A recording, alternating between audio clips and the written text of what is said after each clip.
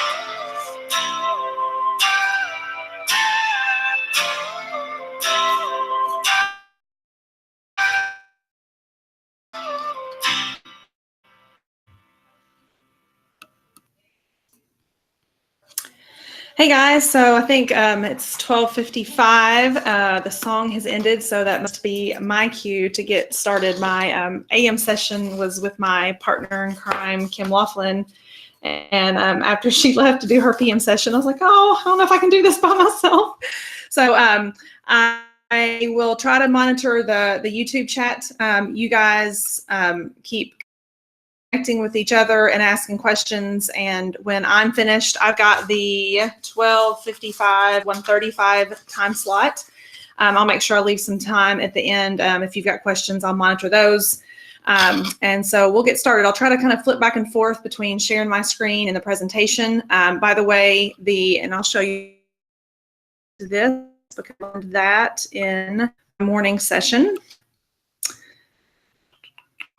Okay. See now.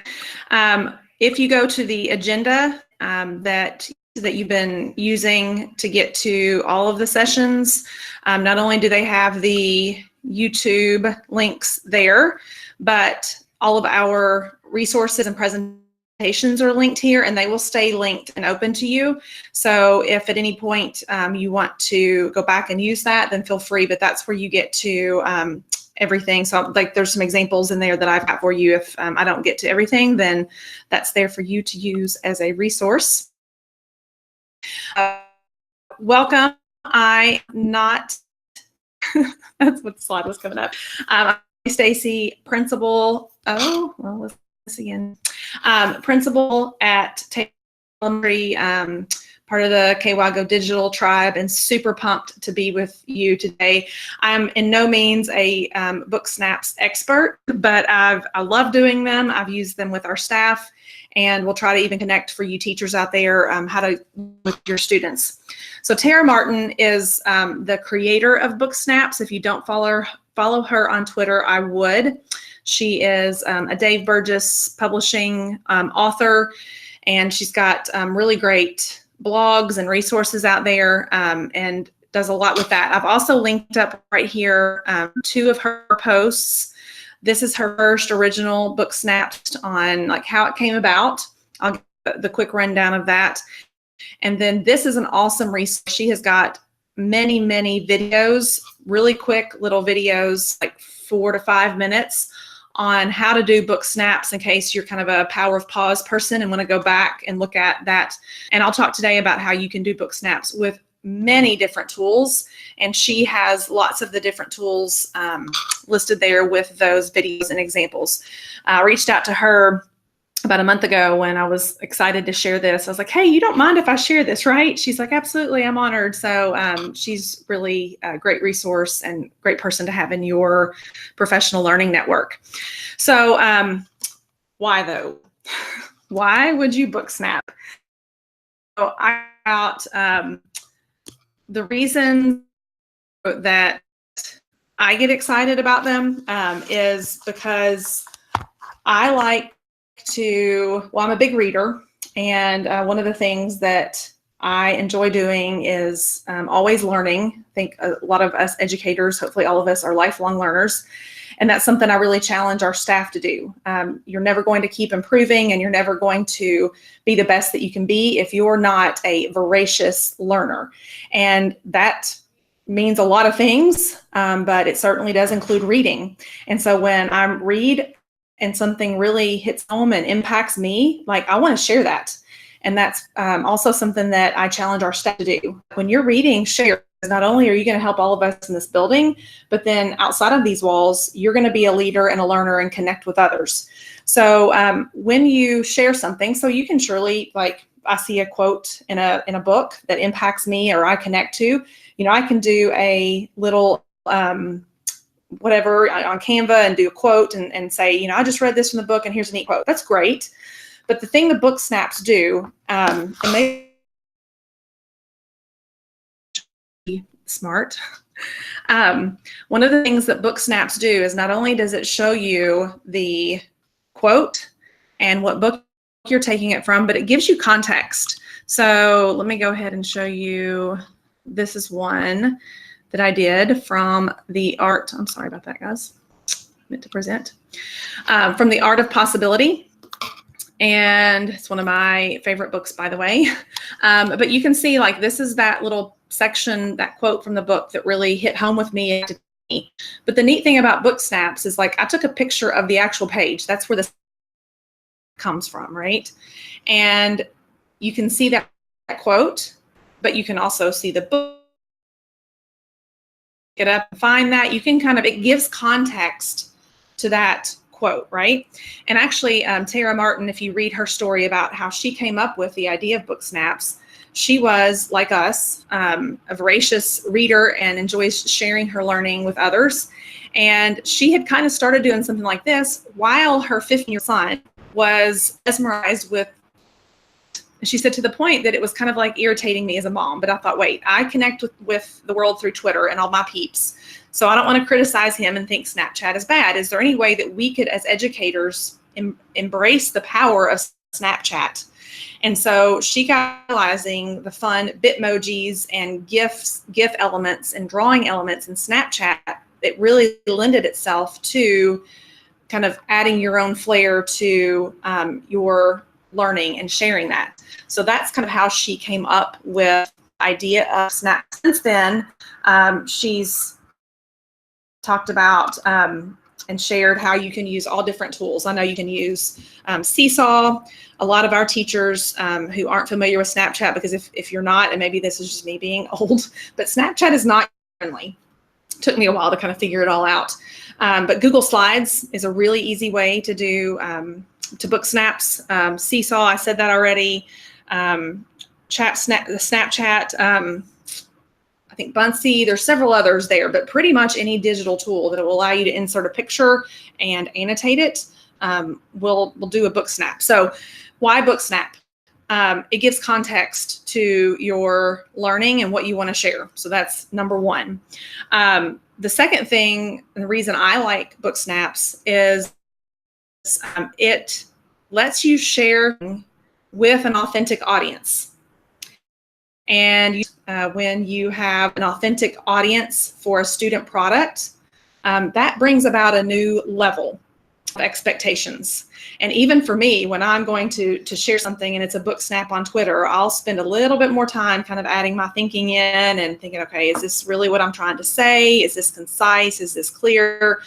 So I'm kind of doing that even before I put it out there, because I know it's going out to the world. And I want to make sure it reflects what I'm really intending. And so you can share that with an authentic audience and then connect with that audience. So anytime I send a book snap out, even if I don't tag someone, I always get reactions and I always get people adding to that +1 of, here's my thought. Oh yeah, and here's kind of what this means to me. So there's just a really neat element there of sharing that and connecting and other people adding into your learning. So that's another reason that I like to book snap. And I think the other thing I would say is, let me kind of go back here to my screen. Takes it a minute. Book snaps. Sorry, my computer's being a little slow. Not only does it give context what has impacted you, it lets you share something with an authentic audience and connect with that audience around your learning so that you're sharing with them. But there's brain science behind it. And we all know kind of what our left side of the brain and our right side of the brain is in charge of. You know, the left side of the brain is the one that's like handling that analytical side, connect the text. Right side, when you activate that with the left of the right side, the creativity, and when you're creating using digital tools and you're bringing that creative side into it, you're activating both sides of the brain. And when you do that, brain science says that you're greatly increasing the odds that that's going to get put into your long-term storage or actual learning. And so there's a real reason to do this with our students. So I showed you some examples. I think the other thing that I would say is when you do book snaps, and like I've done it with our staff, is to kind of leave it open. And that's important to kind of have that framework around you're snapping, you're learning, you're adding your annotations to it, you're adding some things on there that really kind of show how it's impacted you and connected with you.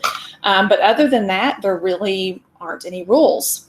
So I'm going to show you some examples of some book snaps that our staff has done. And then I'm going to actually go through and create, I'm going to be vulnerable and with you on air and then see if you've got any questions.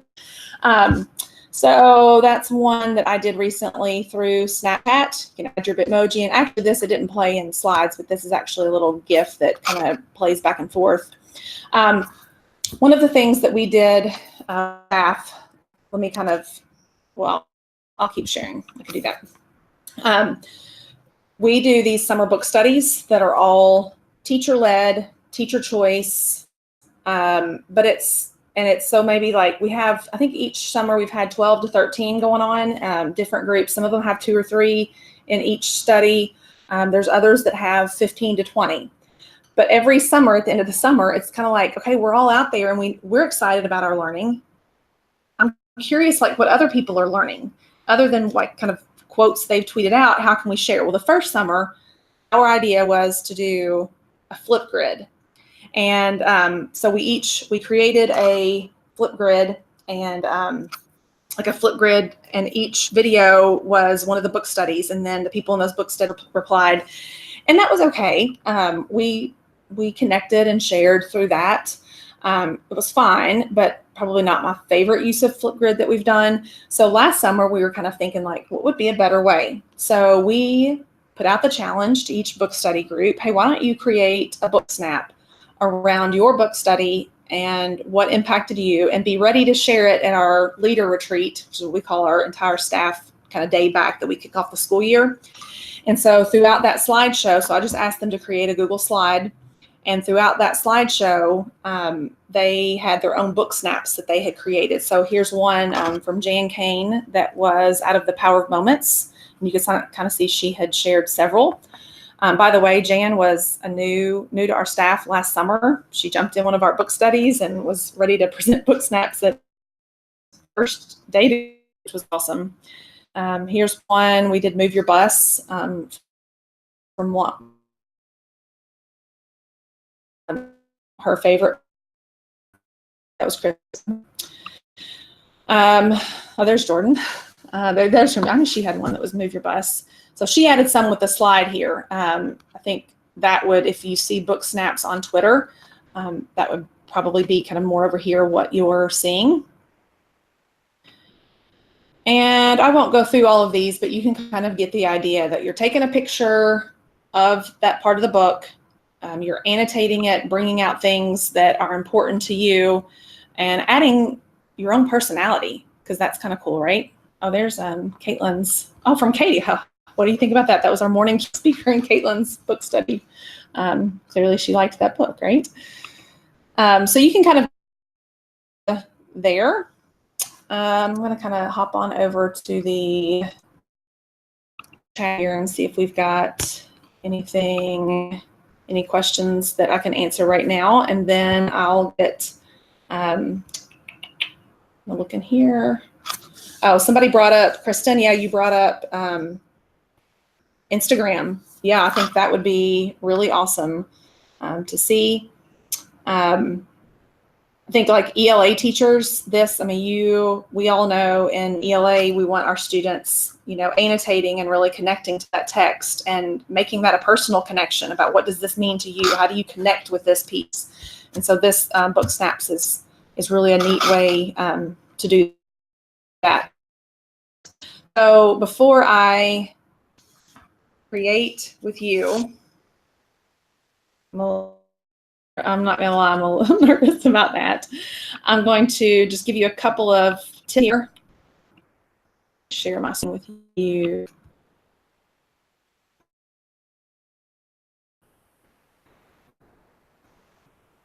Maybe. There we go. Yeah, you can scroll through. Oh, The Hate You Give. That was a really good book study.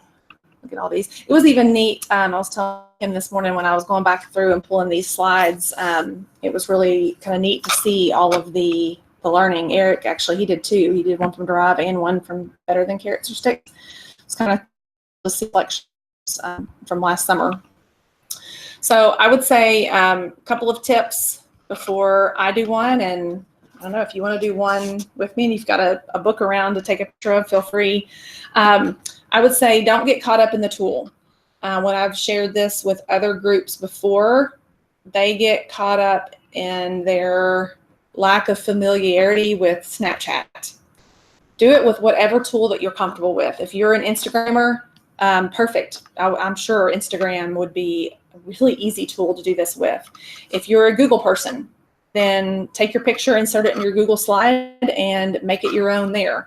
So use whatever tool you're comfortable with and don't get caught up in that part of it. The second tip, make your thinking visible. That's the neat part about the book snap, is it really gives, it's not that I'm just sending out this quote from this book that I'm reading that I like. That's great. But I'm giving some context and my own kind of reflection about how that's impacted me. So really kind of give some insight within that book snap of why that was impactful to you. Third thing, be you. Get some Bitmojis in there. By the way, if you don't have Bitmojis, you can do that through Snapchat. You can do it on your phone. You can also do it here as a Google add-on. They are super fun in so many ways. Clearly, I like them. Connect with others. don't be afraid to tag, if you're tweeting out a book snap from Teach Like a Pirate, then tag Dave Burgess. Like, authors are going to want to know that you're reading theirs and that something that they have created is impacting you. So tag the author, tag other people in your school and your PLN that you think would benefit that, because that quote that I like to say, alone we're smart, but together we're brilliant. And so Twitter kind of feeds through pretty quickly. Make sure that you're connecting with others. Along that same line, when connect with others, I would say make sure that you are, like, when you tweet that out, you're going to want to include hashtag book snaps. Let's see, book snaps. And you can see here lately there's been, there's actually a book snaps real Twitter account if you want to follow that. But really what you want to do, and I'll show you,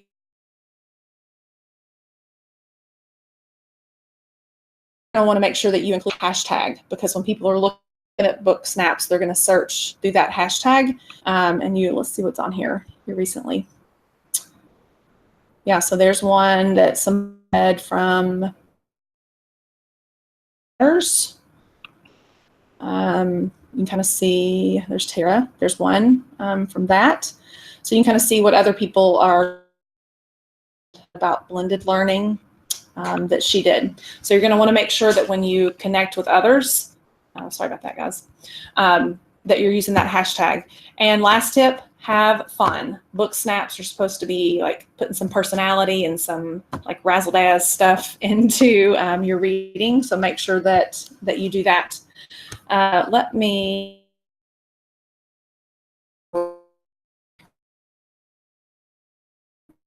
I'm going to stop sharing. Thanks for being. That's the hardest part about this. Oh, social studies, Kristen, absolutely. I love that. Guys, I've even, of course, I'm a former high school math teacher, so I could totally see, I could totally see you snapping math. Like, what about a kind of a math problem with an explanation, and book snapping and kind of annotating and giving your take on that math thinking. Lori, absolutely. Second graders, I know Corey Walking was tweeting me the other day saying that she does this with her kindergartners using Seesaw. So certainly a K-12, perfect for number talks. Yeah, Tasha, annotation, check-in for understanding of the text, absolutely. So this is just a way, like I said, to activate both sides of the brain and to add that creativity and higher level learning. Okay, are y'all ready? Got like 20 more minutes. So that's pretty much all I know of snaps. So y'all want to create one together? Is that a yes that I hear? Okay, so let's try. You all feel free to do this with me. We've got some time together. So this is one of my very favorite books. It's one of our TM Genius summer book studies. You can tell it's like got coffee stains and everything, you know, what those favorite books are. It's called The Art of Possibility. Really, really cool book. So I'm going to take, and I've got tons of dog ears, like I could book snap practically this whole thing. So one of the things here in The Art of Possibility, it's kind of about how, listen, I'm getting into this book talk. It's kind of how you look at life and approach your life in a way that is not traditional, that kind of you immediately think of obstacles and challenges and why things can't happen.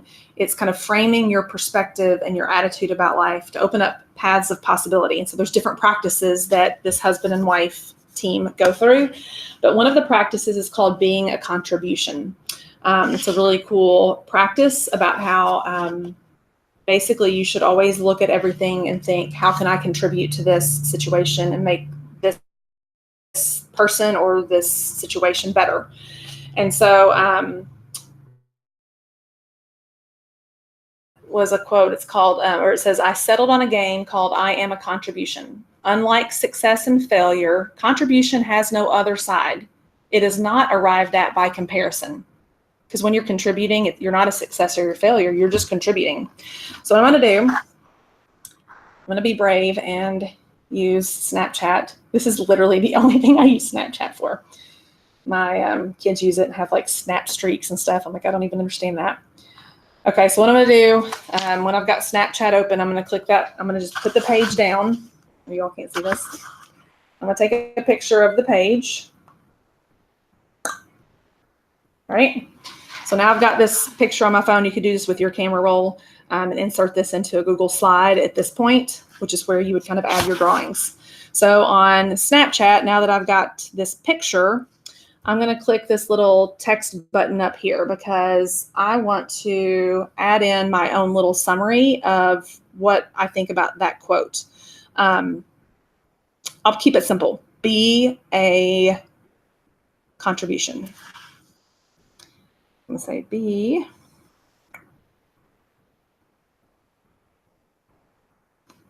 I'm going to look at the chat. Are y'all trying this with me? Yes.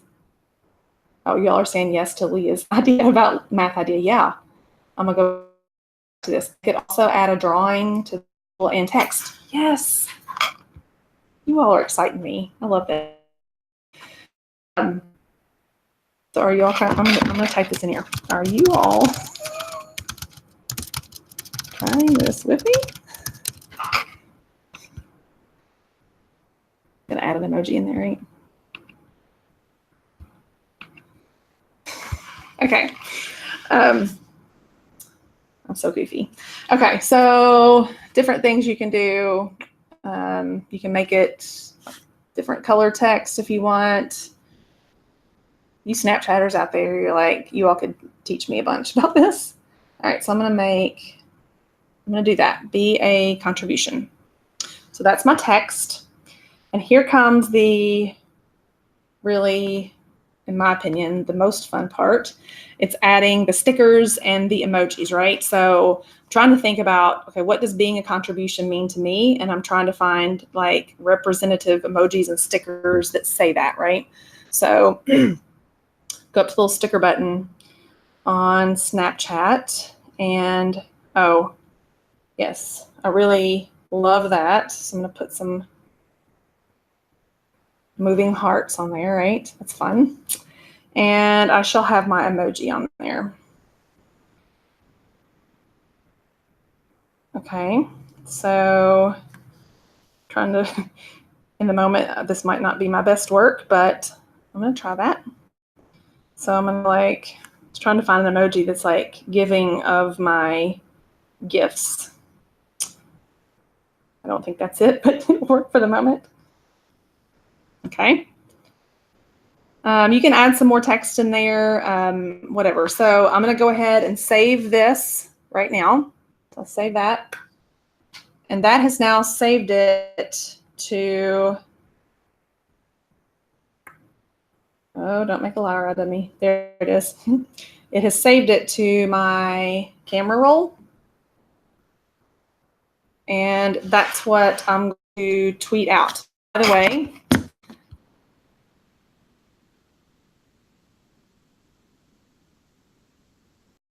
I'll put a clock. A clock. All right. Okay, it's too late. You all are. All right, so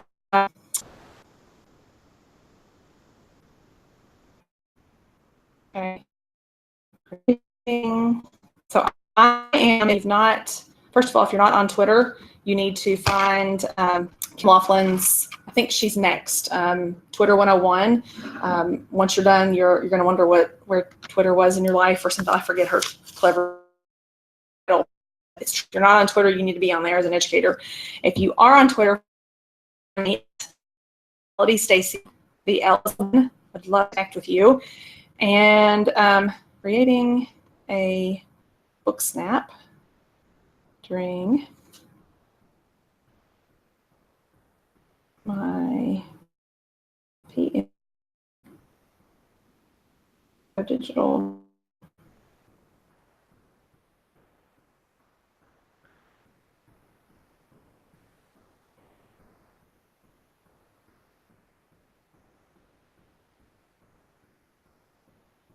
Look, I'm going to do this and we're going to go see it on Twitter. It's going to be so much fun.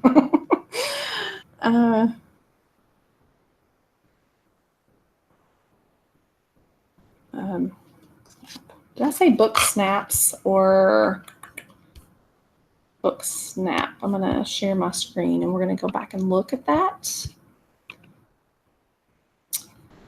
Sent to everyone. And let's see. The hashtag that I need to include is book snaps with an S. So it's the thing about Twitter and hashtags, you got to get it just right. Creating a book snaps during my PM KY Go Digital Share and Create session. They are fun and powerful. And I'm going to tag Tara Martin since she knows I'm doing this. The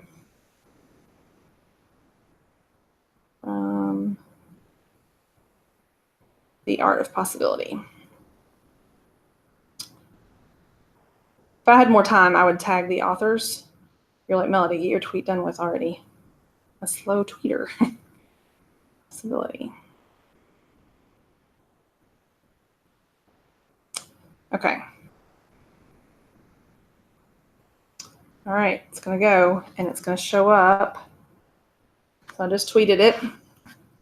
Oh, you can't see me right now. And should show up. Let's see if we can refresh. Oh, look, Miss Ritchie. Yes. Can't wait. It made a declare. Look at you guys tweeting about this. Y'all are awesome. I put hashtag book snaps on there. I did, I promise.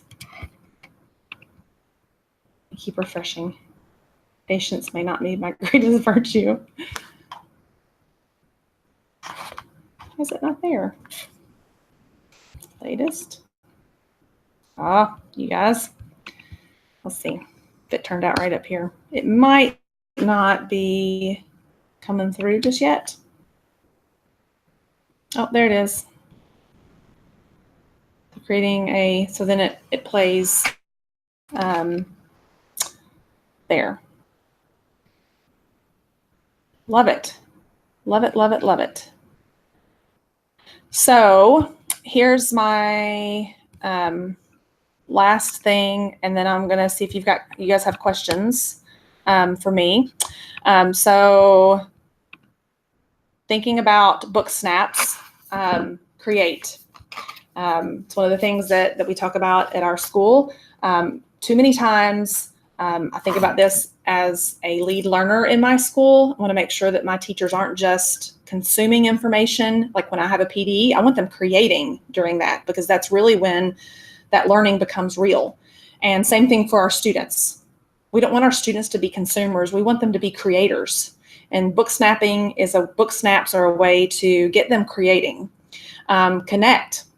Book snaps help you connect with authors. They help you connect with other people who are impacted by you sharing your learning. And share your learning. I just said that. So it's really a way to do all three of those things. And I would say when you connect, tag me. I love learning. I can learn from people's book snaps and sharing their learning when I've not even read the book. So I would love for you to tag the authors, tag other people in your PLN, and would love for you to include me in that as well.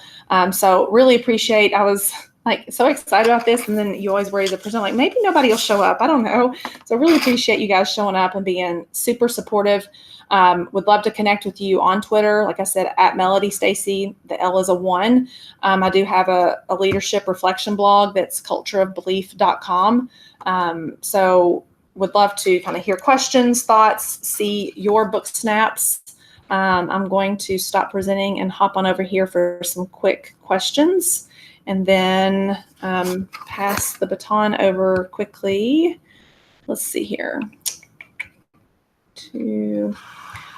Kristen, yes, imagine the authors tweeting at kids.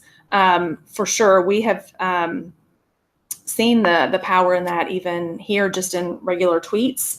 where the author has seen that on Twitter and been like, yeah, tell them that's awesome and that kind of thing. So absolutely have your kids doing that because they'll interact. Oh, Kim Laughlin's in here. Yes.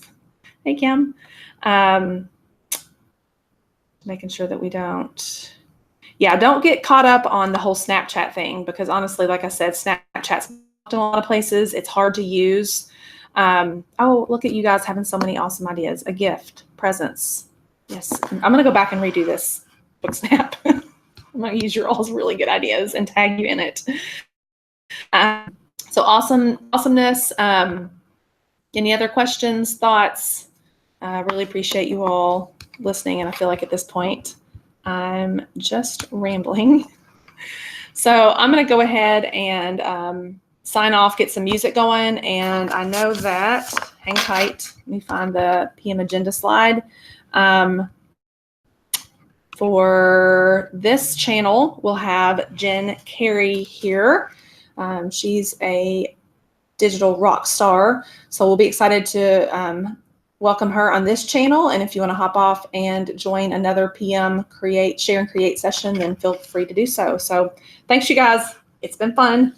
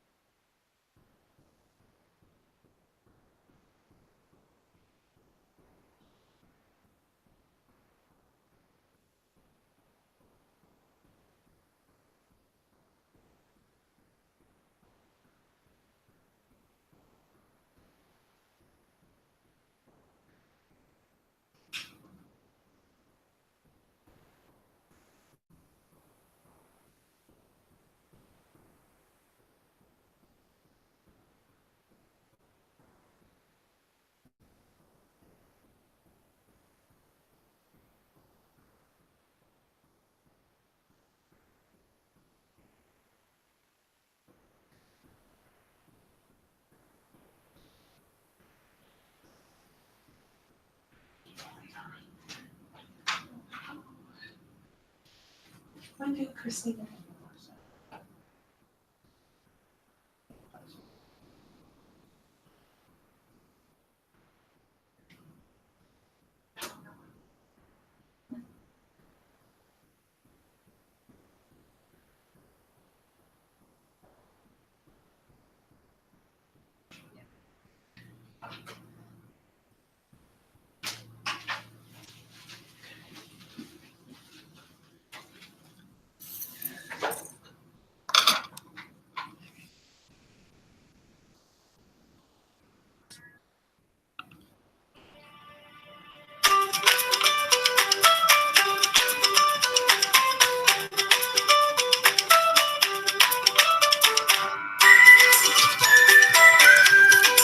Bensound.com.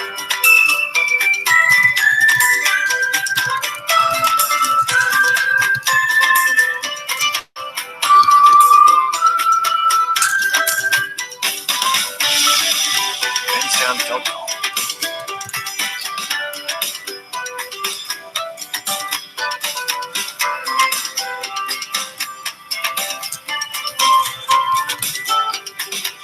Bensound.com.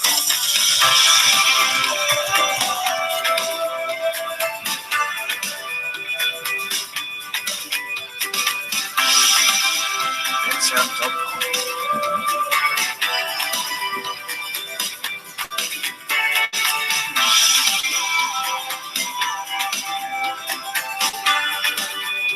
Bensound.com.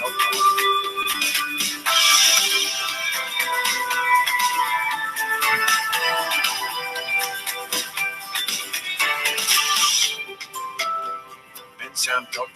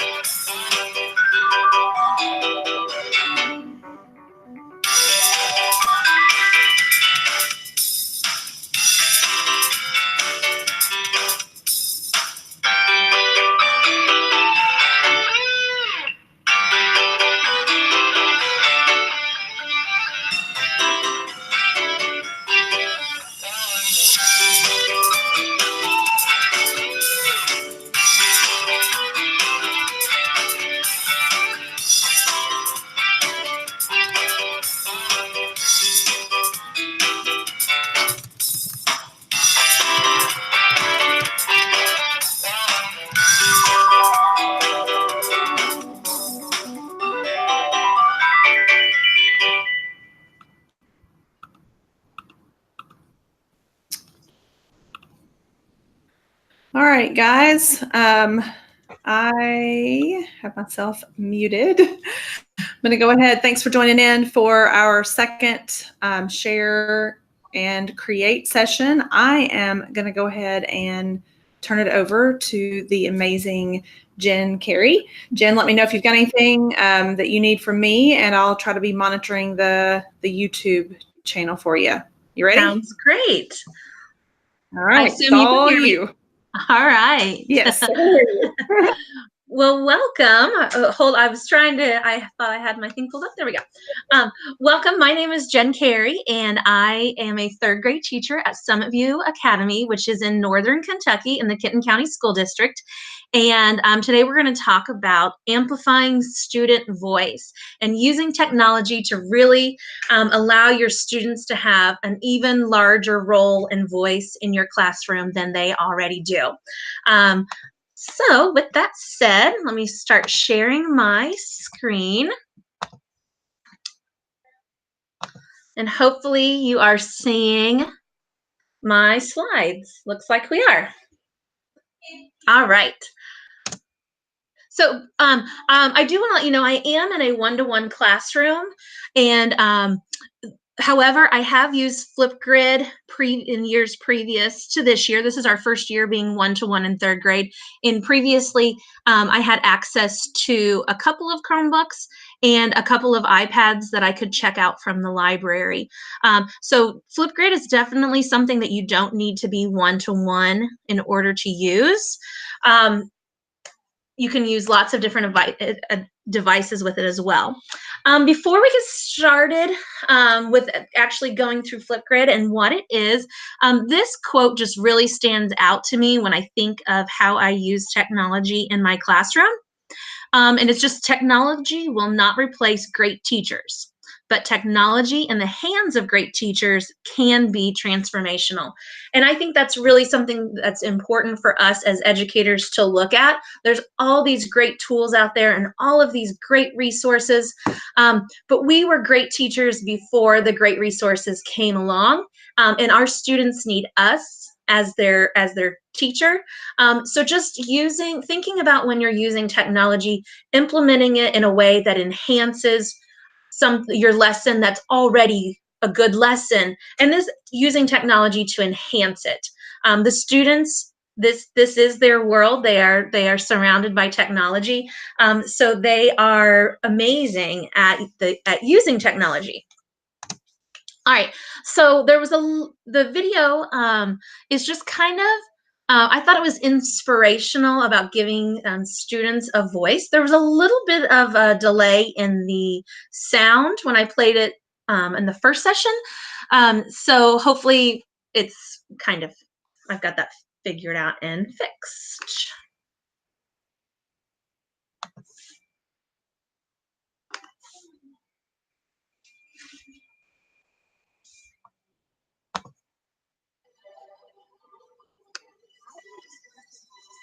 I think it's important to have a voice because it means that we get to speak up. It gives you a chance to speak your mind.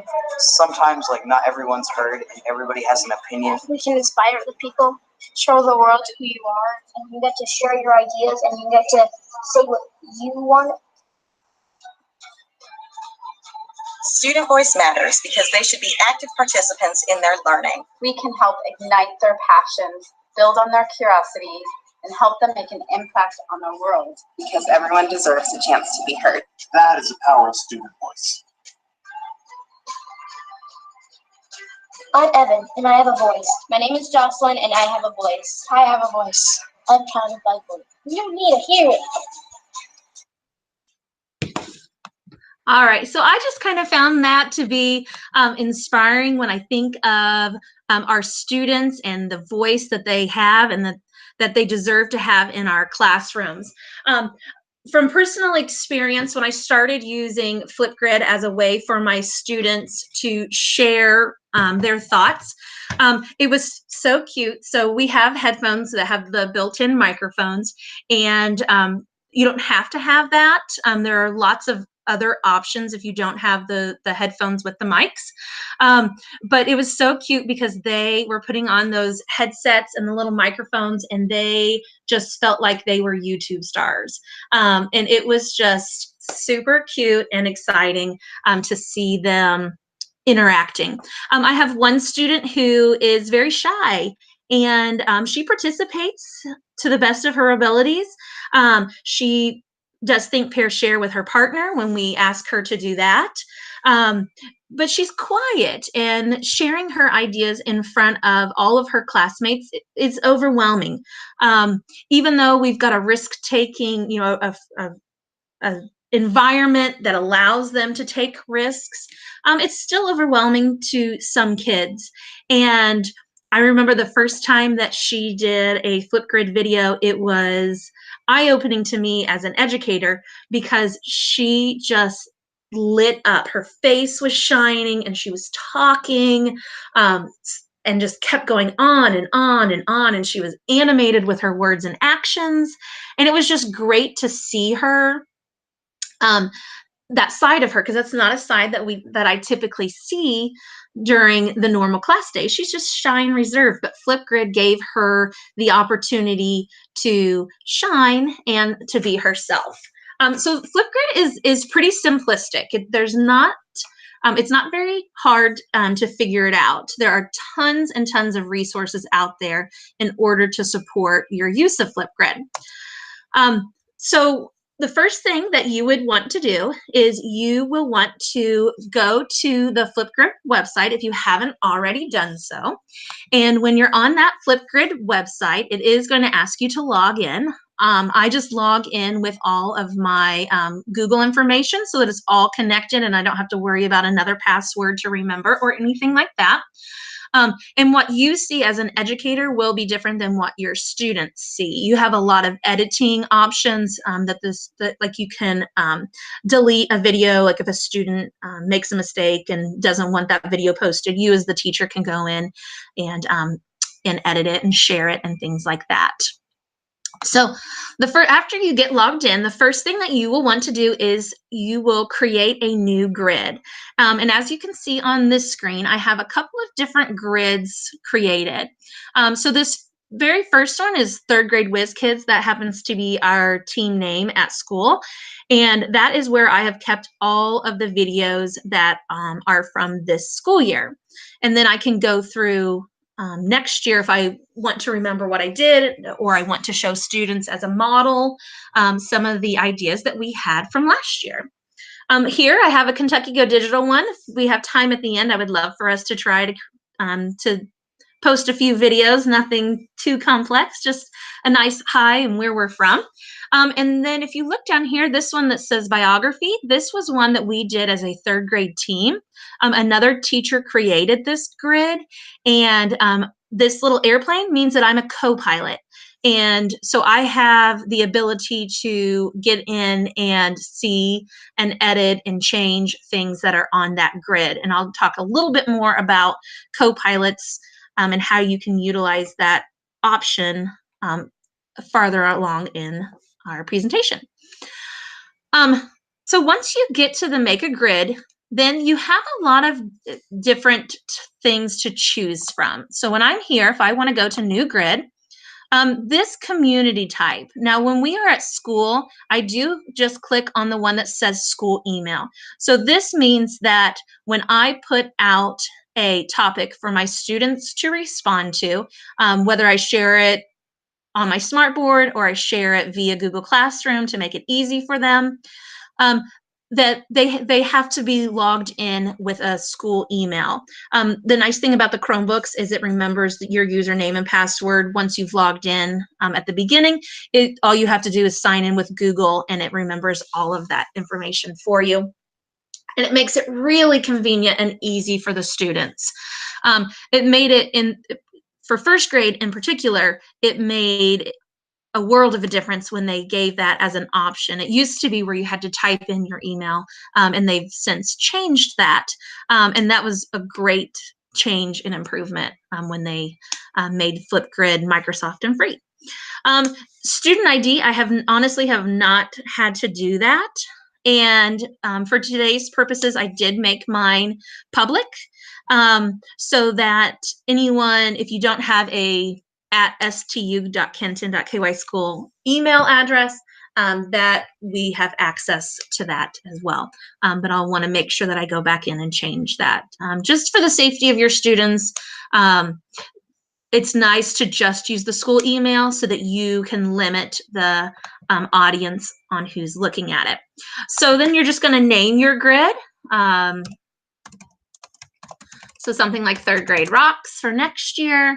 And then this will be the code that you use. However, you can share it via Classroom as well, or they could just go to flipgrid.com and then you can give them a code that takes them straight to your topic versus straight to the grid. All right. So here, this is where you were going to add in what you want your school, whatever email domain you want to have access to this grid. And I always just do @stu.kenton, and then that allows my students to be able to see it. And there are ways that you can still share it with parents, even though parents don't have that student email. Once you launch your grid, it will pop up in your screen of grids, and you can click on your grid and it's going to show you everything that you have on your grid. And once you click on the grid, or on the topic, I'm sorry, then you as the teacher will have access to everyone's screens and videos that they've posted. So, all right, coming back to here. After you create a grid, then you're going to start creating or editing your topics. And that is super simple. Like I said, Flipgrid has done an awesome job of making sure that their website is very user-friendly, and they have so many resources that sometimes it's overwhelming. They have so many resources. If I wanted to create a new topic, I simply just click on new topic and it's going to give me a lot of options. And so if I just wanted to title this one, Kentucky Go Digital, then I definitely have my topic in there. Here, I don't have to add a topic tip, but if you had a tip for your students, depending on what topic you're talking about, that's where you would want to put that. Here you do have some options on how long you would like your students to have when they're doing their video. A minute 30 is a nice amount of time for most topics, although you might want something longer, especially if you have older students. So that's where you can change the time that you can allow your students to do. Now this part is required. This is kind of like your directions page. And I'm just going to type in directions. But this is where you could add specific directions. Like if you wanted to do a Flipgrid at a workstation where you weren't going to be there to give directions directly to the students every time, then this would be very helpful to them. Or if you assigned it to them when they were at home, this directions page gives you an opportunity to tell them exactly what you want to do. Down here, you can approve the video before it posts to the topic page. And what that will do is it gives you a chance to watch the video before all of the other students see it. Teaching third grade, most of my students their videos are always appropriate and on task. But I could see that video moderation being very helpful, especially at the beginning of the year as you get to know your students and they get to know your expectations. You might want to use that as an option. Here, your grid type, you already decided that on the grid main page. So if you wanted to change that, so mine is public right now just for the sake of being able to show everybody everything, but I will go back in and make that the school email on the grid main page when I'm done with this today. So it's just reminding you what your setting is for that. You can't really change it within your topic. You'll have to go back to the grid. This next part is nice because this is where if your topic is active, that means that everyone is posting to it and it's open and available for posts. Hidden would mean that it's still on your grid, but people can't see it. For some reason, you don't need it any longer, but you don't want to delete it or anything. And then frozen is a great thing that they have recently added. And frozen means that your videos will stop. So, your topic will no longer allow people to post new videos. I kind of learned that the frozen button is very important the hard way. It really wasn't the hard way. It was cute. But over winter break, we were on snow days for quite some time. And so as a third grade team, we sent out a Flipgrid topic for our students. We shared it via Remind, and Google Classroom. So our students got on, and they were just telling us what they were doing on their snow day. And it was a great way to get to know them and see their personalities and how they're different at home than they are at school. And it was a really cute activity. But I'd forgotten to come back and hit Frozen on that topic. And on spring break, I got an email that said, hey, you have a new Flipgrid added to one of your topics. So I thought, oh, okay, what's going on? So I clicked on it, and one of the students had gone back into Google Classroom and clicked on the link and just looked for one of the snow day activities that Mrs. Carey forgot to freeze, and added some more videos about what she was doing on spring break. So it was cute, but it did remind me, oh, that Frozen button is a nice feature that I can go in and freeze it so that they can watch the old videos, but they can't upload any new videos. Here, the launch, you can launch it on a particular date.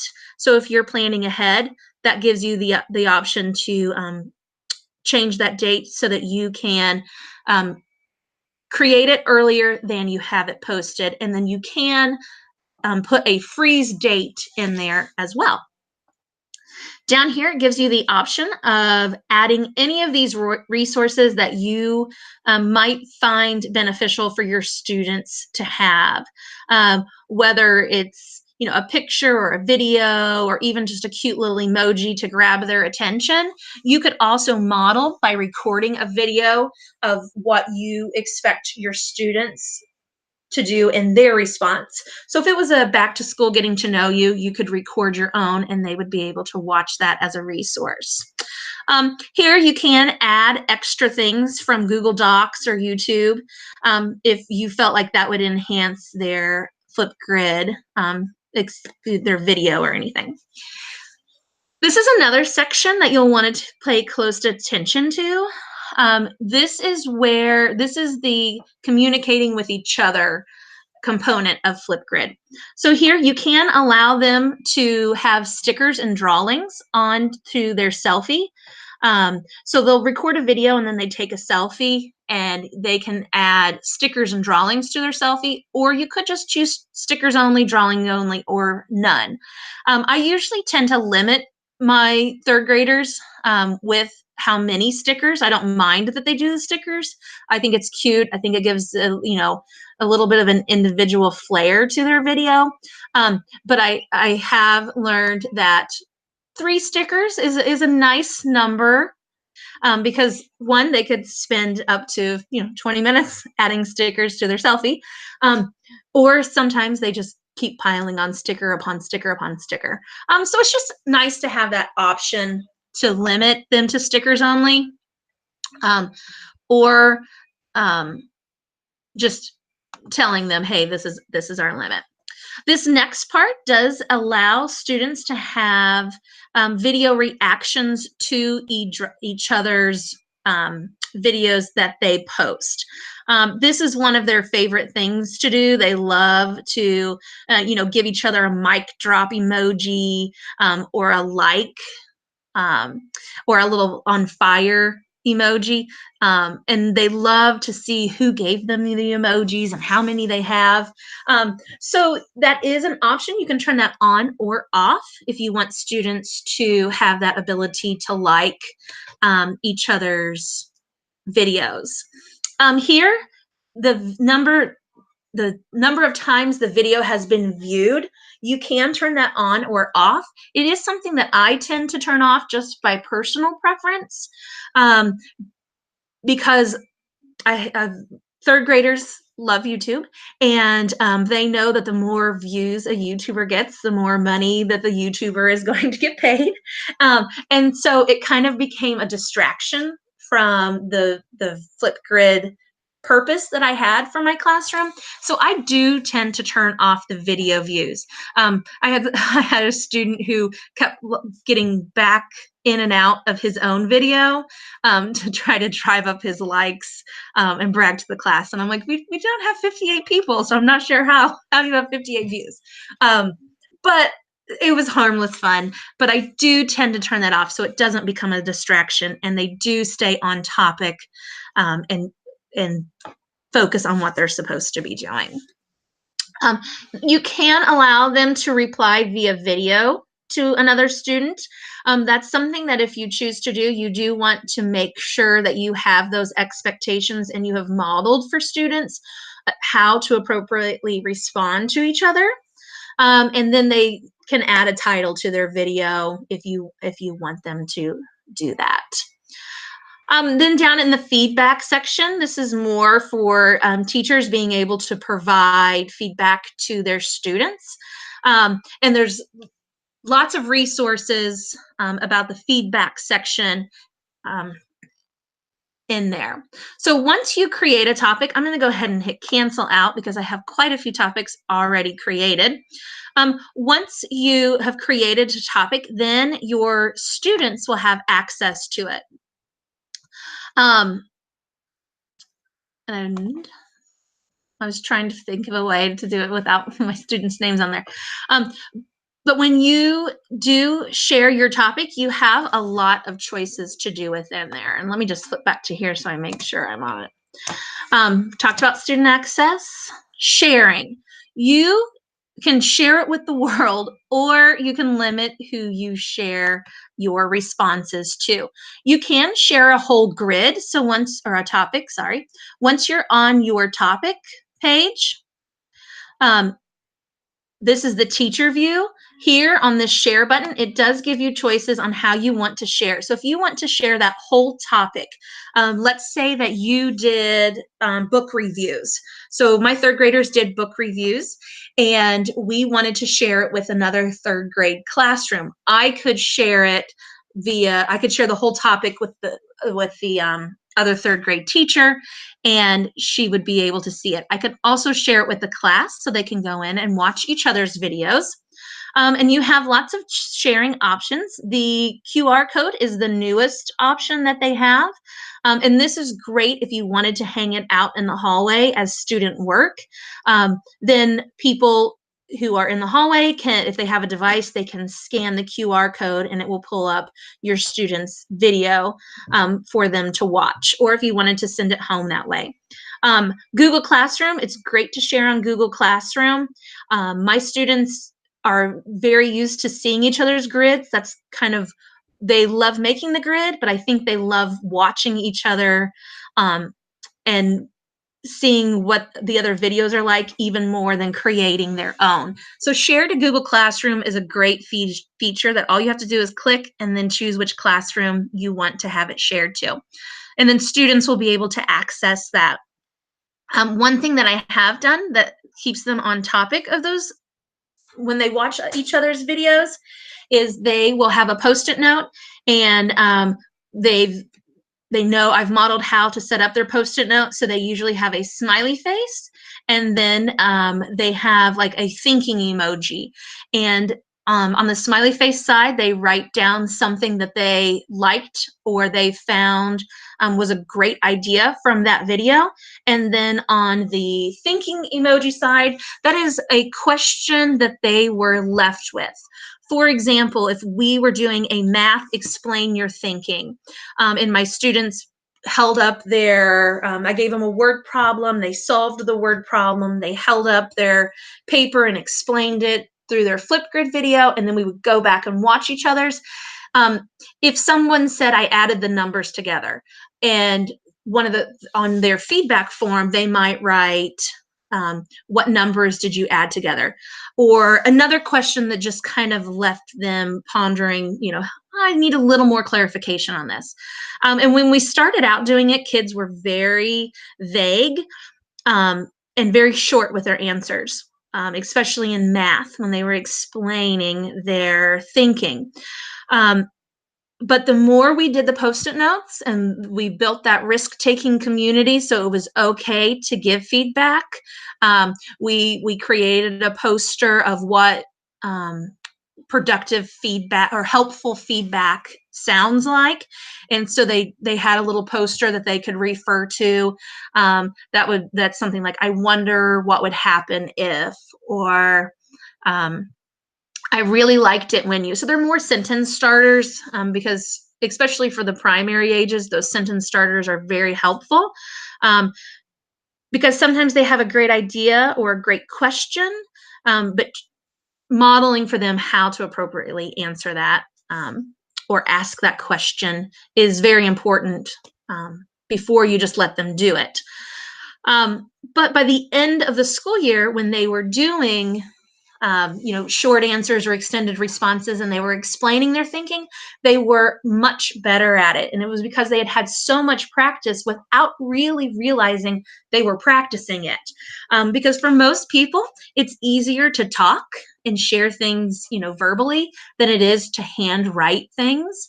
And so they were getting a lot of practice explaining their thinking without really realizing what they were doing. And then when they were getting the feedback from the Post-it notes, that was helping them. It was like peer editing without having to go back and rewrite things. So that was a great little tool that we used. Of course, you can share on Remind if you have that as an option, and then you can embed a code if you have a resource or a document or a website or something that you wanted to do that on. I tend to stay away from embedding it on a web page, just because I want to limit who sees it and who doesn't see it. With that being said, if you wanted a particular student's response to be shared with everyone, and I'll use this one because it does not have pictures of my students, but if I wanted to share this, these all say Classroom C, and that is because I do have 4 iPads in my classroom, and when we do things like Chatterpix or do Ink, and we do some app smashing where we do it in Chatterpix and then we toss it into Flipgrid as our platform to share it with everyone. All of those iPads are logged into my Classroom Carry account for my Apple ID, so that I only have to pay for it once, and then I can use the cloud and put it on all 4 iPads. So these do all come up Classroom C. There's no longer a choice to be able to change that name, but when I click on it, I know what student it is. So if I wanted to share, let's see, these were cute little book reviews that they did. They chose a book and then they drew the main character, and then they had to write a little book blurb about it. And then we used Chatterpix to make the main character look like it was talking. So I don't know that the video or the sound is coming through, but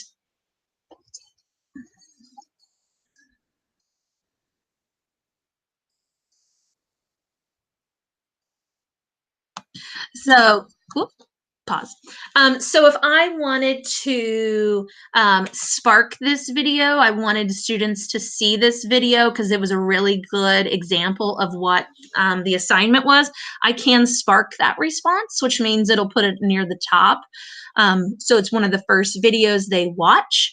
Here, I've never added responses to mixtapes or anything. That's something that I just haven't used. So I actually don't know a lot about that one.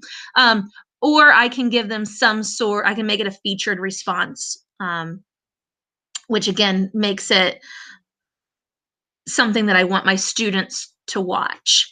You can leave a vibe for your students, and that's like the up and down, or the not the down, but the thumbs up, or the mic drop, or the on fire. I can reply to them as the teacher, and then also I can add a little comment if I want to say, hey, this is great. I loved the vocabulary you used in your book review. It made me really want to check out this cool book. I can add that right there in that comment section. And then here you've got, you could grade them on a rubric, which is a nice feature to have. And you can edit your rubric or read the rubrics that they have as options right there where it says edit the rubric. And then you can also score them on a performance based on a rubric as well. You want to make sure that you share that rubric with your students before, as always, for best practice purposes, so that they know what your expectations are for those things. I don't always score them on ideas or performance. I like for them to have that opportunity to just, share their ideas. I can share this if I want to. So this particular student, if I wanted to share this Flipgrid video with her parent, I do have the option of sharing the same way that I could share the whole topic. I can share individuals' videos with their parents too, which helps with that, keeping your students safe on the internet. All right. One idea that I did this year, and I thought it was super cute, and there are so many good ideas. If you just look up Flipgrid or hashtag Flipgrid Fever on Twitter, the ideas are overwhelming. There's so many of them. But all I did was create my topic, and I shared the flip code with my families via Remind in Google Classroom. And then their only thing was to tell me something about themselves. And it was great because you got to see them at home in their element where they're comfortable. They can record their video, then they can delete it if they don't like it, re-record it. And it just gives them the confidence to be able to put their best self forward because they know they have the option to redo it if they didn't like it the first time. And for a lot of students, that is very helpful.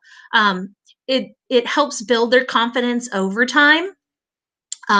If they know they can talk and delete and talk and delete, then over time they get more comfortable with it, and they're more likely, it flows over into your classroom environment as well, because they're comfortable talking to a device, and now I'm becoming more comfortable to talk with other people as well.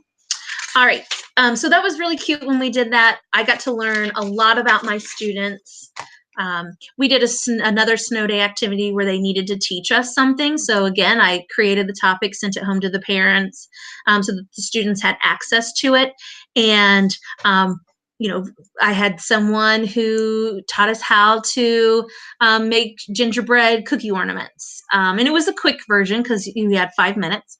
Another one taught us how to make slime. Someone solved a really difficult math problem. Another student built a Christmas tree out of Legos. So it was just really cool to get to see them at home doing things that we don't normally do at school. One student built a bow and arrow, and I thought that was so cool because that's not something that we would ever do. We wouldn't whittle sticks at school. But to know that that was a skill that he had and a passion that he had to build things out of wood just gave me more information about him as a person, and so I could help him more as a student. Let's see. All right, home to school connection. I kind of already talked about this. I got ahead of myself. These are things that we sent home on snow days where they taught the class how to do something. What did you enjoy doing on your snow day? Kids were so cute. Kids were in pajamas, laying in bed, reading a book. Someone else was outside snowboarding. Someone else threw a snowball at the person who was holding the video, or who was recording the video. And it's so cool how their voice really does come out. And that Flipgrid is such a great way to show that. Some other things, there is something on Flipgrid. They have tons and tons of resources on how to use Flipgrid. I've got like 5 minutes, so I'm going to plow through this quickly. I thought I was going to have a hard time talking about it for 45 minutes, but I guess not. Fluency practice is one thing that I want to really talk about. So when I taught first grade, the more that they read, the better they become. And so I would have that as a station on their Read to Self station for Daily 5. They could read to Flipgrid. And then that gave me the opportunity to go back and listen to them read, and not just trust a 6-year-old to be reading to self. When they may look like they're reading, but when they were doing their Flipgrid video, I knew they were reading and I knew they were practicing. And they would practice over and over to make it sound just right. But that is another list of options that you have.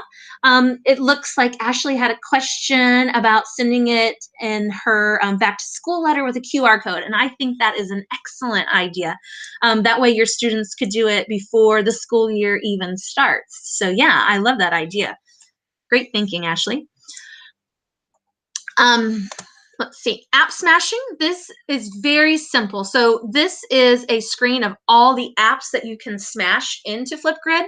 And app smashing is basically just creating work in one format and pushing it through to Flipgrid in order to share it. So you can app smash very easily after you create your topic and you share it with your students. Down here, there is an blue circle, and that blue circle is your settings wheel, and it gives you the option to upload a video or import a video. And I've done that so many times with Chatterpix and Do Ink. That way we can all see the videos. Grid Pals is something else that is available, and you sign up for Grid Pals, and then you can get paired with someone around the world to be your Grid Pal.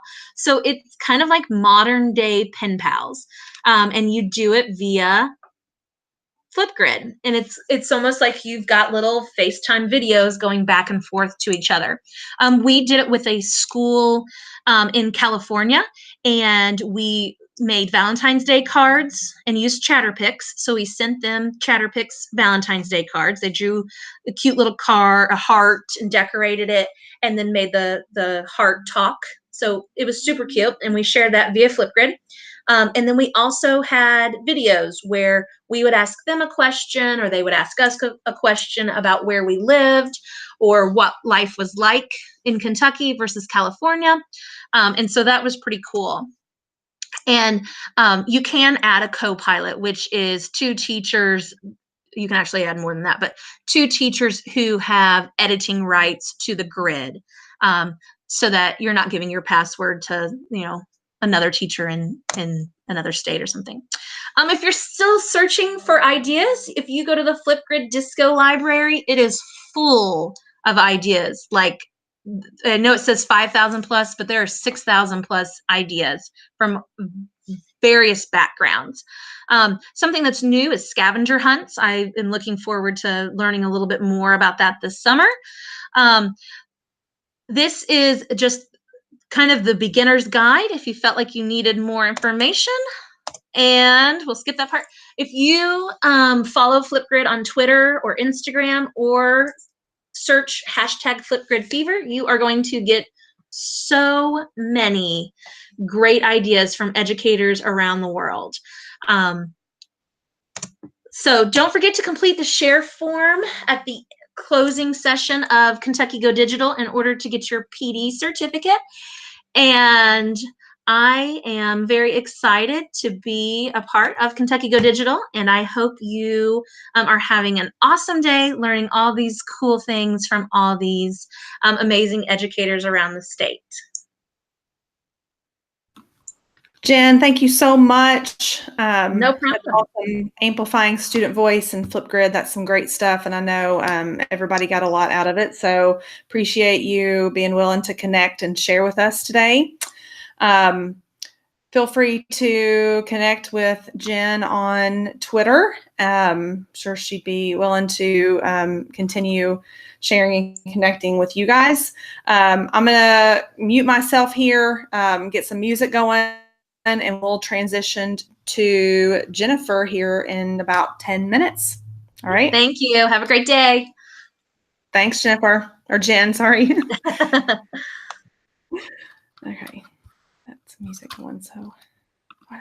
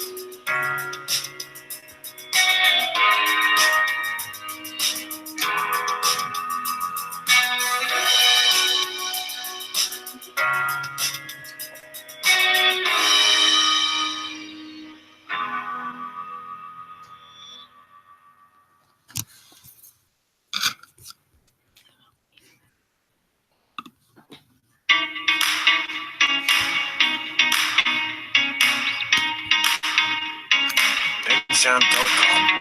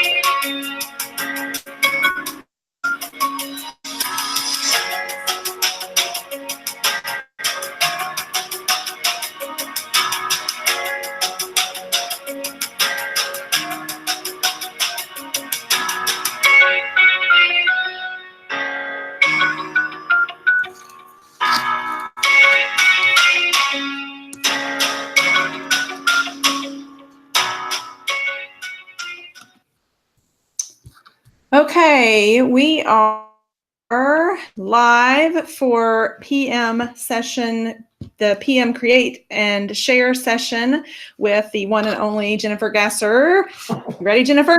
I am ready. Thank you. Yeah, I'm turning it over to you. It is all yours. Thank you. Make sure. All right. Am I up? All right. There I am. Hi, everyone. I am here to present Google Sites. I have just recruited another teammate of mine. So she is also here, Michelle. She had no idea that she was going to be participating with this today, and she is now. So, Michelle, if you're there, you can say hello to everyone. I am going. Hi, everybody. Yeah. Trying to switch this over. If I'm switching, all right, let me get my settings.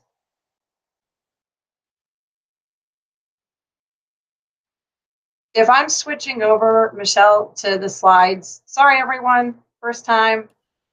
Hey, it's okay. Are you trying to share your screen? Yes. Okay, so you'll want to, do you see the little blue up in the top left corner by the Google in the Hangout? If the little green arrow, it says screen share. Oh, perfect. Okay. Click on that, and then you'll Okay. have to like click on share your screen with like it'll say share it with everyone. There you go. You're good to go. All right.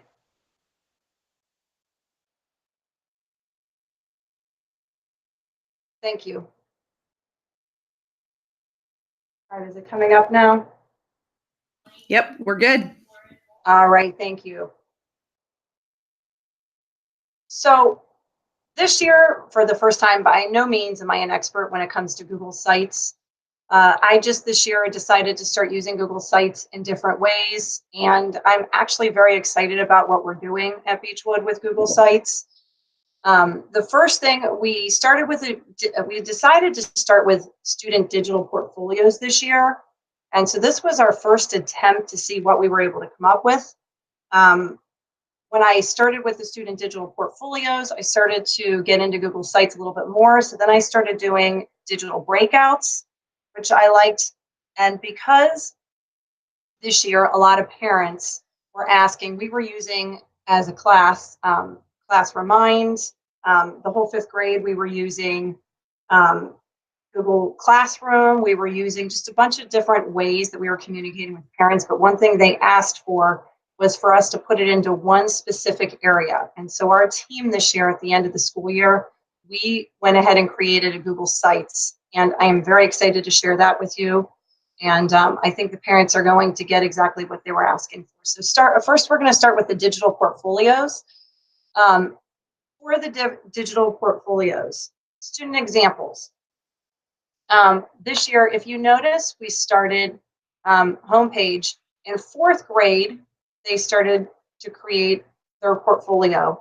And the first year, they start putting things that they were most proud. This year at 5th grade, we decided to change up a little bit. We added one for every single class they were in. And we decided for them, instead of it just to be their best work, we decided to showcase a lot of their work and ask more for a reflection this year. So the Beechwood Way is, we are showing resilience, we're showing growth, we're showing excellence or greatness, and we are showing fearlessness. So when doing projects, we were asking the students to go on and not just complete a project, but to assess themselves and show how they showed resilience, how they showed growth, excellence, and fearlessness. So we have a lot more videos on the digital portfolios. We have projects that they've done or pictures. We created podcasts this year, and so the students had to share their podcast, but they also had to show their podcast organizer. And then again, they had to go through the reflection process and show what they learned along the way while doing the project. When we were doing different writing pieces, they had to show where they grew in voice, show, don't tell, sensory details. So they had to go through a piece and they had to actually show specific areas that they felt that they showed voice or show, don't tell, and sensory details, where they went in for dialogue and sentence flipping, and they were able to showcase that they learned along the way. So as we went through, we were starting to see a lot more growth in the students by doing changing things up and tweaking them this year. One thing somebody mentioned in an earlier session, if you see the students for permission, they needed to put in here that it was permission for anyone with a link to share. So that's something else we're going to talk about. I went ahead and I showed some of the different Benjamin's digital portfolio. Again, it started with 4th grade. Students showed different things that they had done while in 4th grade, which they showed. These are the pieces that they were most proud of. And then in 5th grade, we asked them to change it up again. And so they have their presentation, but a lot more reflection, or at least they should have a lot more reflection there. So if you look at my presentation that I have linked, we have a couple of different examples going through this. Again, I believe social studies, we did projects together, historical fiction. So the students had to go through and not only show in language arts, but they had to show in social studies their settings, which they took and showed that they were historically accurate, or some of their clothing, historical figure. They had to take somebody from social studies class that they learned about and how they put it into their historical fiction piece. So they not only were reflecting in language arts, but they were having to show this in social studies as well. And then we took these digital portfolios and we put them all on one link, ePortfolio link. And now at the end of this year, I'm going to be able to take, this is every student in 5th grade. And so now I'm going to be able to take that ePortfolio link, and then I can share that now with the 6th grade teacher. And so the 6th grade teacher will still have a copy and a link of every student, can add any student that they need. And so every year, we have 4th grade, we have the 5th grade, and they already have a 6th grade button ready to go so that they're ready to start as soon as school starts next year. So that is how we use the student digital portfolios. From there, I decided to start doing digital breakouts. So I was trying to find a way that I could incorporate Storyworks, which we were using, in a center that the students were able to, with the quizzes, and they have a whole thing on adverbs and adjectives and grammar. And so we were trying to find a way to get them to get into the magazine and to be able to complete the work that needed to be done. But while I was working with other students, they could still see whether they were successful or not. So here's an example. I took the title, Storyworks Breakout, from the February 2018 issue. I included here a form, and then I went through the story. I included a picture of the story so the students knew exactly which story they needed to be on. And through that, then I clicked and I had a link. So then I changed up slightly. I took their quiz. I used the snipping tool, put it on a Google Doc. And then I put at the bottom, look at your answers. How many were A's, how many B's, how many C's, how many D's. And then together, this created a code. So when they figured out the answer and they got their code correct, then they had to come back here to the 4-code lock and see if they were correct in that. If it was correct, it would show, obviously my answer was not correct. So it's telling me it requires an answer, and it would have to be a correct answer for it to continue. If it were red, the answer was not correct. If it were green, they could move on. And at the end of this, they would have to get the 4-number lock, then a number lock. So again, I just changed it up. They had, again, go through the quiz, take the quiz, and then at the bottom, write them in order, number 1 through 4, only using the first letter of each direction, up, down, left, right. So just changing it up a little bit, giving them, just changing a quiz to make it a little bit more challenging, fun. They had a directional lock, word power, verbs, adjectives. So they went through the entire magazine, and then when they were able to break out and hit submit, then it told them congratulations. So they did not even need to come to me to check the answers. They knew that they were getting it correct when the entire form was completed. So went through, that was our Storyworks. The kids seemed to really enjoy that. And so then I started changing out, we did a couple more. Every time we get a new Storyworks magazine, we were making it into a digital breakout. But then we decided to try task cards. So again, as I was working with students, I put task cards up in the hall. So this was very generic. As you can see with this, I just put task cards number 1, 2, 3. It doesn't even have the question. The kids had to go out in the hallway. You could put these up in a classroom. You could put them up in a hallway. You could put them in desks and have kids move around, however you decide to do that. So I had the kids, they would have to go through task cards 1 through 10 first. Once they went through 1 through 10, and they were able to see that their answers were correct, then they were able to move on to the next form and do task cards number 11 through 20, 21 through 30, 31 through 40. I was able to change this up quite easily for anyone that I had to, if I had to differentiate, if I had to take some off for students, for some students, I decided to take off task cards number 21 through 42. For others, I gave them all of the task cards, but I eliminated one of the answers. So I would take out D. So that I was able to assign this to different students on Google Classroom based off of different things that they needed throughout this. Some of the students, they just had to get the top part correct. And then others, I added a different challenge. Alyssa was given which role. If she had all the A's, Wicked Witch, you would tally up how many A's, how many B's, how many C's, how many D's. And then the person,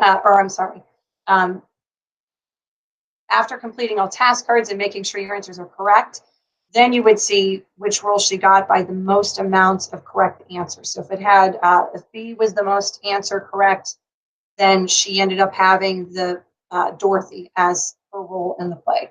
So just again, changing it up, using task cards. I got these task cards and this entire thing from Teaching with the Mountain View. It was, again, just an easy way I could work with students I could help them on task cards, but I knew that others were still getting their work checked and they were able to progress at the level that they, at the pace that they needed. So that was the generic task card. You can absolutely take this task card and put it any of your task cards using Google Forms. And again, back to school mystery theater. This was Google Sites, the old classic sites, which I believe by next year will no longer be in existence. So I will have to take this and put it to the new Google Classroom sites, which is actually pretty easy to do. Again, I connected the script that I had. I just sent the PDF to me, was able to assign the script to the students. So I'm saving paper by being able to do this, not having to make copies. They read the script.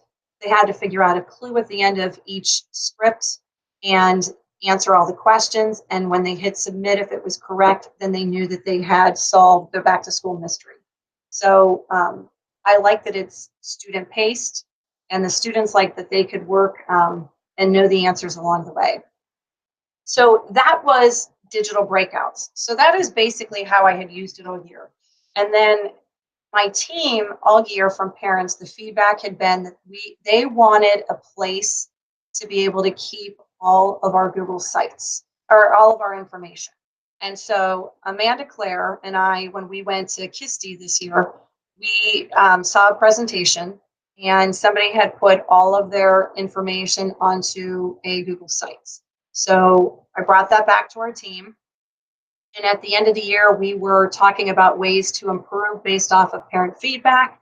And this was the one area that we felt that we really needed to take the next step. So we decided to create this Beechwood fifth grade website. And I am extremely proud of the work that we've done. Michelle and I have been working today, improving, even as we've been getting different ideas off of the different sessions. Heather, Toby, Michelle, and I have worked, still have a lot of work to do, but this is our homepage. We decided after seeing another example today, I liked the homework planner. And so I took and put on a Google slide. So this is something that with this Google slide, I can easily change out now. I can go to my Google Slides. Sorry about that, I'm getting a phone call in the middle of this. I can go to my slides here and change it out every single week. And then it easily changes out so the students are able to see based off of the date that I have here. They're able to see every single week. This would be where we would put our homework. So August 12th through the 16th, 2019, that's the first week we're back. No homework, obviously, the very first week they're back. We will just continue adding the dates. So it makes it easy for the kids to see exactly what the homework is, the parents. Another thing, important information, we know we're going to be having chapter books, Infinite Campus checks. The very first week back, we have a field trip that we needed to get the forms in. So I'll have more information. Obviously, I'll be updating this and have specific information there. We decided to add a calendar. And so the entire team is able through Google, we are all on this Google Calendar. So any events, any first day of school, we'll be able to add on there. We'll be able to add when we have our back to school events. Any event that we have for the entire year, if we want to put due dates, if we have some kind of project that is going to take several weeks, we can make sure that due date is here so the parents are better able to see exactly what's going on, field trips, any information on the calendar. And parents can then click on this calendar, go to the calendar, and they can print off anything that they need as well. So that makes it easier for parents. I know for me, it's just hard to keep all my kids' information straight. So it's really nice to have a calendar that can be printed off. We went ahead and we have all of our information for all of our teachers. We went ahead and put a link. Here's my link. It goes straight to my email. So if any parent would like to email us, all they have to do is click on our name. It takes them straight to an email, and that information is right there instead of them trying to find our email address. It has our phone number extension, our Twitter handle if the parents want to follow us, and we started to put our back to school letters on there so parents are able to learn a little bit about us when they come. Every week last year, we put out a weekly newsletter, and we usually would send that out every week, Sunday evenings, so long as one of us didn't forget or if we had everything together. So this year it's going to be a lot easier. The parents last year received it on email every week, and then parents, whenever they were trying to find information, had to go back scrolling through email to find it. Now it's in this one location. So we were able to put, here's our week one. Obviously, we don't have it ready to go. We have our weekly newsletter date on here. It takes it just straight to a Google Doc, which makes it really nice and easy for the parents. It's up there. It is a live document, so we go back and we change these as the days progress. So if our plans change, it will show up changed on our weekly newsletter. And so for any student that's ever absent, all they have to do is look at the homework on the homepage and look at the newsletter if they need to find information as to exactly what we're doing. Thanks to Michelle today. She put together the links and extensions. So Google Classroom, Teach TCI, Google Drive. Our students use Lexia and Dreambox, and this next year they're going to be in Flocabulary. So a lot of the sites that the students are using, we wanted to make sure that there was an easy link for them to get to all these different sites. So now it's right here on this Google Sites here. We have, again, all of our classes and all of our class information on here.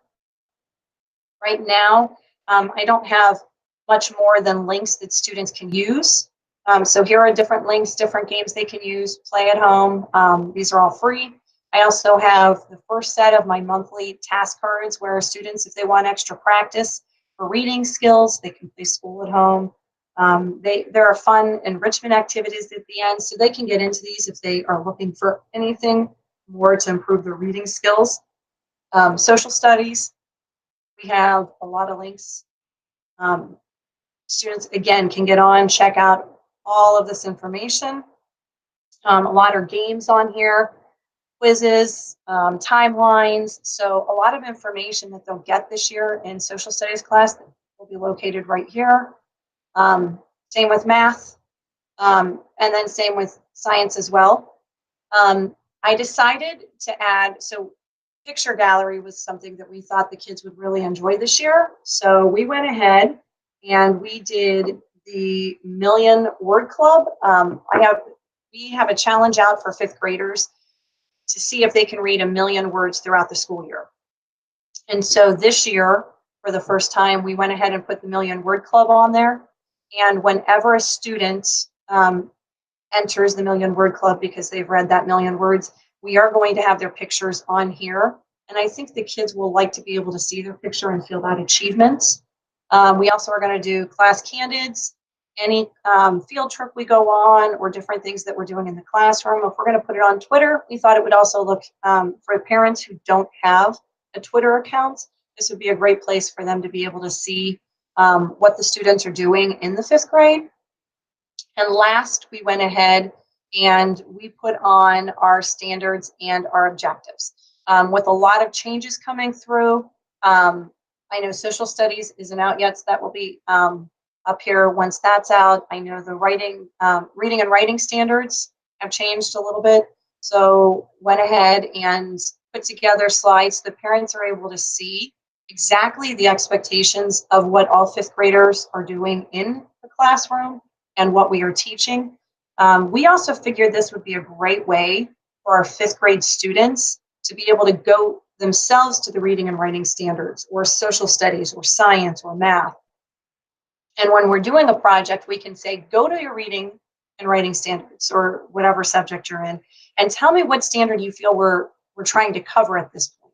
Because I feel the more that the students know their standards, the more they understand why they are learning what they are doing. So that right there is how we decided to start putting together our Google Sites. I'm very excited about this. I know Michelle is very excited about it, Toby and Heather as well. I think this will be a game changer for 5th grade. I think the parents will like the format better. We are tweaking it as we are going. Things may change, but I like that you can easily change and fix anything that needs to be done. So this work in progress, as parents, if they have suggestions, we can put it in there, or students as well. So with the remainder of the time, we thought maybe you would like to tell us what you would like to learn more about when it comes to Google Sites. Some of you guys you know a lot about Google Sites. Do you want to know how to start a Google site? Would you like to see, if you have any questions, we are here to answer anything at this point, and see what we can help you with. I know, Michelle, you're still there. You can help answer any questions as well. I'm looking here at YouTube. So if anyone has any questions, if you do not have a question, then I will start showing you how to go ahead and build a Google Sites from start, and how we started doing all of this. I'm looking here for just, can I show how to add the calendar? Thank you, Ashley. Yes, I will go ahead and show how to add a calendar. So if you are going to, I'm going to go to just my main sites. So this button right here is where I'm going to edit. Our entire team has access to this. So anybody, as you can see, Michelle's in here with me right now. Anyone on my team can go in here. So this is what the page is going to look like. The first thing I showed you to begin with was the view that the parents will have and the students. But this is the view that the teachers have. It is so user-friendly now that Google Sites has changed. So you can go over here and you have insert. You can insert a text box, an image. You can embed a link, and you can pick anything out from your drive. You could choose a table of contents down here. They have layouts that you can choose, and you can go here where it says calendar. So I went ahead, and I'll just add another section because I can delete this later. So I'm going to go and click calendar. And then these are all the different calendars that I am signed up, that I have shared with somebody. So Google Classroom has a calendar. So my language arts, 1, 2, each of my classrooms has a specific calendar. So that would be for any due dates. If you put an assignment in Google Classroom and you say that you want to have, if you put a specific due date for an assignment, that due date will actually show up then on your calendar. So say we're going to do the 5th grade team calendar. It's as simple as inserting it. When you go into this, you can go into your settings. And when you go into your settings, you can decide, do you want it to be shown by the month? You can even show it by the week, or you can show it just by the agenda and how this format right here. So that would just list each day if there is something specific on there. So as you can see through this view, I have something here for Kentucky Go Digital, and then I don't have anything on the calendar until August the 12th, the 13th, and the 14th. So those, that is how you add a calendar. I see people saying that they are starting. Feel free to reach out at any point if you have any questions. Any other questions that anybody has on there? If not, I'll just go ahead and start. So the first thing you're going to do is go to Sites.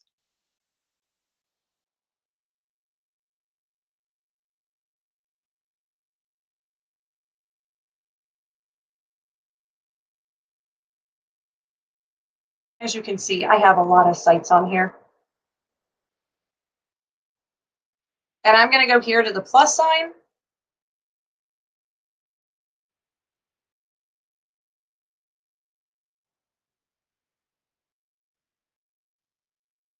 Type in my title. You can change the image. I love it. It's so user-friendly. If you decide to change your image, select an image. Just because I would love to be at the ocean right now, I'll put that in. So you can choose this for any of your headers. If you are going to insert different pages, so this is where I had my different pages that said classes. I click new page, I click the plus sign, hit classes. Then with the 3 dots over here, these are little tips that I have learned. I make sure when I click on that, you can make that the home page, which I don't want to do. You can duplicate the exact page if you would like. You can add different properties. You can even add a subpage. So this is how I added the subpage. So this is then how I would add language arts.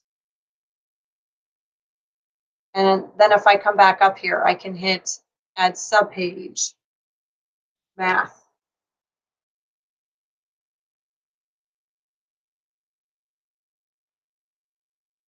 Social studies.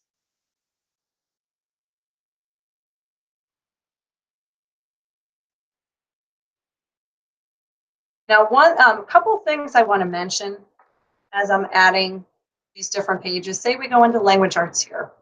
If I want to insert from my drive, let's say I want to add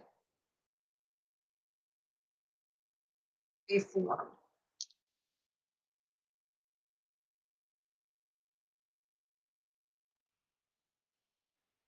So say I'm looking and I decide to just add my 4th quarter required reading form.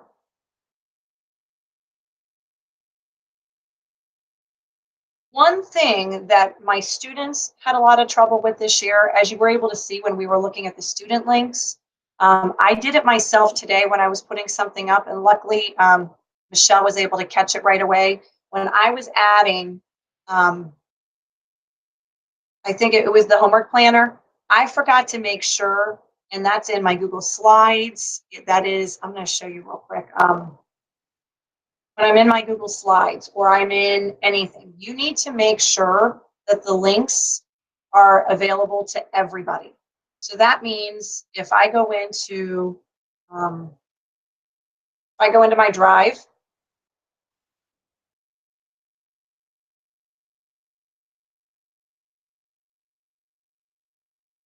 and I pull up my homework planner, in my settings, when I hit share, I need to make sure that this says anyone with the link can view, because if I in my Google Sites do not have that, then parents need to be able to see it. Everybody needs to be able to see that. So you need to make sure that the links are available for everyone. And that is one thing I forgot to do this morning. So when Michelle went in, she said, I can't even see what the homework planner looks like. So always have somebody else check it to make sure that all your links are up and running the way that they need to be going. You can go back after you add anything on here. You can insert, like I said, all of these different things. I like, just go in and play around with the different buttons. It really is how you like things. I like the look of a button. So for example, if I was going to embed a link to my homework planner, I'm going to copy my link, and I decide to have my link in here. And I can put it in there like that. Or I can even put homework planner. This is how I did the newsletter homework planner. And then I can put in the link like that. And then you can just stretch this out if you would like it. So it just depends on your view and what you want everybody to see. We have been messing around with this. You can add YouTube videos. You can add dividers. Just divide all the different sections, which I really like. It's easy to move everything. It's easy to size every piece that you want to have in there. If you wanted to add pictures above, below, and click to edit and put a headline there and more information below. The carousel is something that I plan on using when we go into the pictures. And if you put a carousel up, I'm going to put a bunch of pictures here. And when we go on a field trip, it will be one carousel of just that field trip, so that it's not just loads and loads of pictures where you have to keep scrolling down. I figure that'll be a nice way for parents to see it. So just play around with all the different things that you can add. change. But again, we just like the fact, I think our biggest thing this year was the idea of putting all of our information for parents on one place. So if you have any questions, let us know. If you, sorry, trying to get back to my slide. At the end of this session, I will be around if anybody has any other questions.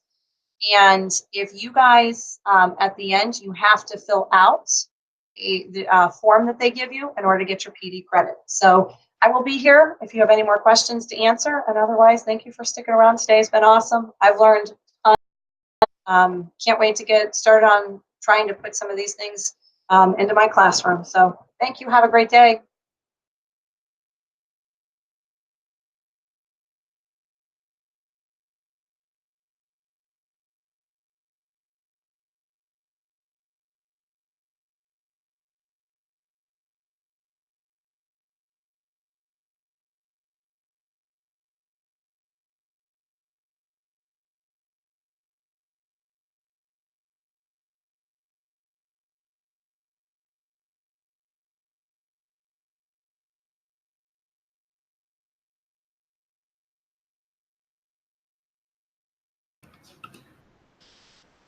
Jen and Michelle, you rocked it. Got Caitlin here.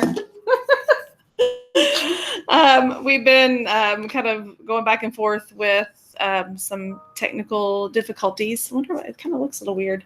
And so if you all hang tight, I'm going to get some music going on. Hang tight, and the closing will be in just about 5 minutes. So hang on. Thank you.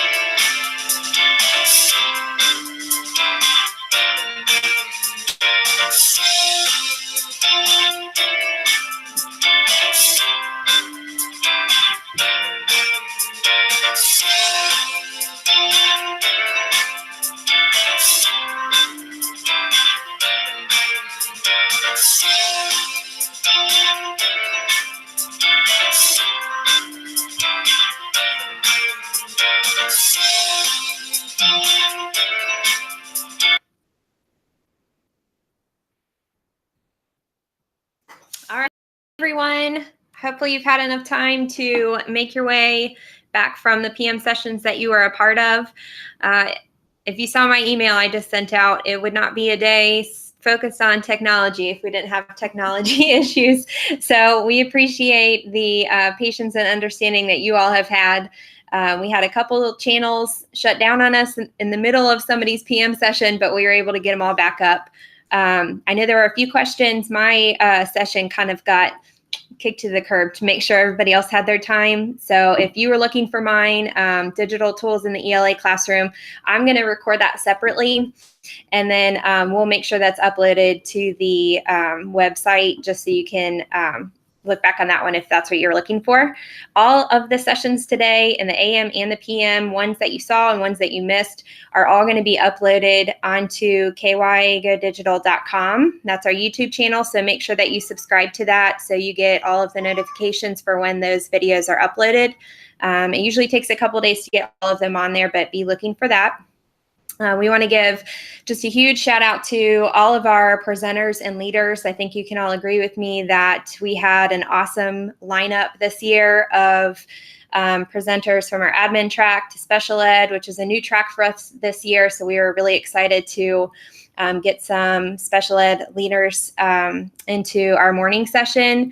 Counselor track, you rocked it out. Elementary, I think you were over like 115 viewers the entire time, which is awesome. And then not to mention our secondary track, middle school and high school. You guys had the Twitter account on fire. And then that brings us to the library media specialist track, which, oh my goodness, if we didn't have you, I don't know what we all would do. Your sessions were awesome. A lot of you led in the PM as well. Huge shout out to Heidi Neltner, who managed to present in the AM session. She was our track lead for that, so she had the broadcast going the entire time. And then if you caught onto her or followed her, she had 3 PM sessions, so she just rocked it out. So I really appreciate her. And we just want to thank you again to our keynotes, Katie Martin and Shelly Sanchez-Terrell. I think you agree that they just epitomize what KY Go Digital is all about. Their keynotes or their messages to us were energizing and hopefully got you really excited to learn about some new things to this school year. Don't forget about the Twitter challenges. We'll be announcing the winners tomorrow on Twitter, and we'll be letting the winners know that you've been selected. If you tweeted out a selfie of how you were spending your day learning, we've got a KY Go Digital laptop sticker coming your way. Selected winners. And then the second challenge was to respond in a GIF reaction if you found out that you were going to win a free copy of Honor Center by Katie or Hacking Digital Learning by Shelly. And Shelly even emailed me afterwards and says she's got a signed copy ready to go. So we'll let that challenge go on a little bit further. So I know you were in sessions and didn't get a chance to tweet out as much as we all wanted. So we will announce the winners for all of that tomorrow. And now what you've all been waiting for, how do you get your PD credit for today? You will be receiving an email from Elaine Abanatha. She is one of the co-leaders for this event, and she did a lot of the behind the scenes work, especially with the YouTube broadcasting and the links and things like that. You saw firsthand that it is hard work to navigate and get it all together. So I really appreciate her help with that. She'll be sending an email out to you that will provide you with a link to fill out with how many hours you attended this day. So you can get your PD credit for that. That will run through a form and send you a certificate. And then she will also send out the form for Shelly Sanchez Terrell if you would like to receive a free digital copy of one of her books. So keep an eye out for that email. For some reason you don't see it, shoot me an email tomorrow just to make sure it's gone out to the right addresses. But again, we just want to thank you all for this awesome event. I hope you walked away from a lot of people to follow now. So much, and to connect with you in the future.